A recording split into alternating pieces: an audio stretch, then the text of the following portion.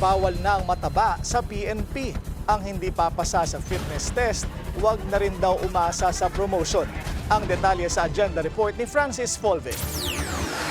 May babala si PNP Chief Nicolas Torre III.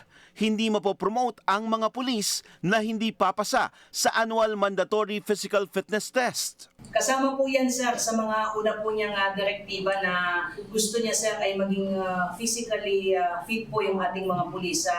Annually naman po ay may nag-undergo po tayo ng mga physical fitness test. But this time around, ang gusto ng ating Chief PNP ay yung honest to goodness na physical fitness test, hindi lang yung sa papel ka nakapasa.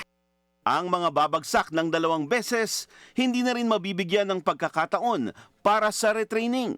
Mas magagampanan daw ng mga pulis ang kanilang tungkulin kung fit sila. Siguro po ang bawat pulis po ay magdadalawang isip na ibaliwala po ito dahil maapektuhan po yung kanilang promotion po.